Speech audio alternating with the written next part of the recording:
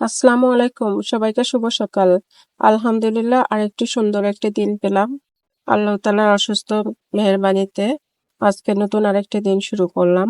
তো সবাই কেমন আছেন? আশা করি সবাই ভালো আছেন। আলহামদুলিল্লাহ, আমিও ভালো আছি। তো আজকে রান্না করব ডাটা দিয়ে ছোট চিংড়ি। তার জন্য এখানে কড়াই দিয়ে দিলাম, কড়াইতে দিয়ে দিলাম সর্ষের তেল। সর্ষের তেলটা দেওয়ার পরে তেলটা গরম হবে, তারপরে আমি দিয়ে দেব হচ্ছে কাঁচামরিচ এবং পেঁয়াজ। আমি বরাবরই বলি, আমি সবসময় কাঁচামরিচের তরকারি খাই। শুকনা মরিচ বা গুঁড়া মরিচ কোনোটাই আমি খাই না।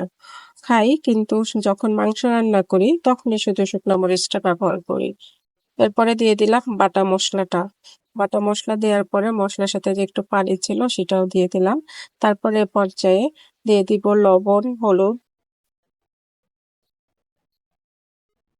লবণ হলুদটা দিয়ে মশলাটাকে ভালোভাবে কষিয়ে নেব।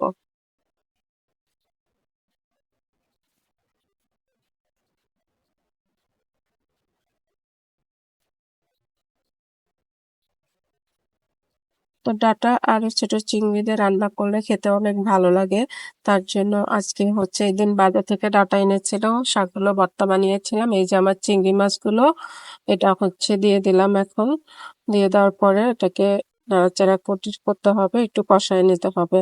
তো যাই বলছিলাম, সেটা হচ্ছে সেদিন বাজার থেকে ডাটা নিয়ে আসছিল, অনেক সুন্দর ডাটাগুলো ছিল। তারপরে ছিল তার সাথে পাতাগুলো আমি ভর্তা বানিয়ে খেয়েছিলাম। আর হচ্ছে বাকি ছিল ডাটাটা আমি কেটে ফ্রিজে রেখেছিলাম। এই যে ডাটাটা যখন রেখেছিলাম খুব সুন্দর ছিল, এখনো সুন্দর আছে। ফ্রিজে রাখছিলাম তো। তো হচ্ছে ডাটাটা দিয়ে দিলাম চিংড়ি মাছটা কষানোর পরে।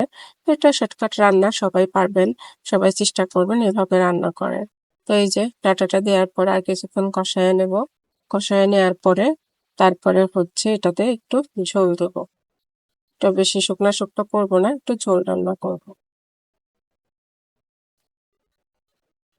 তার জন্য ডাটাটা ভালোভাবে কষায় নিচ্ছি। ডাটা অবশ্য মনে হচ্ছে সিদ্ধ হয়েই গেছে। এ পর্যায়ে ডাটাটা কষানো শেষ চিংড়ি মাছটার সাথে। তো এখন একটু ঝোল দিয়ে দিব।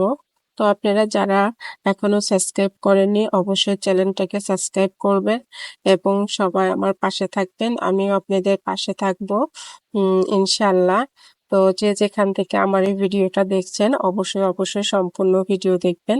আর একটা কথা, এখানে দেখা যায় যে অনেকে কমেন্ট করে কিন্তু লাইক করে না।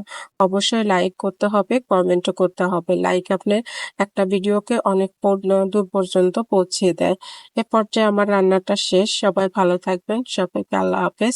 আসসালামু আলাইকুম। নিজের যত্ন নিবেন, নিজের প্রতি সবসময় সচেতন থাকবেন। আল্লাহ হাফেজ।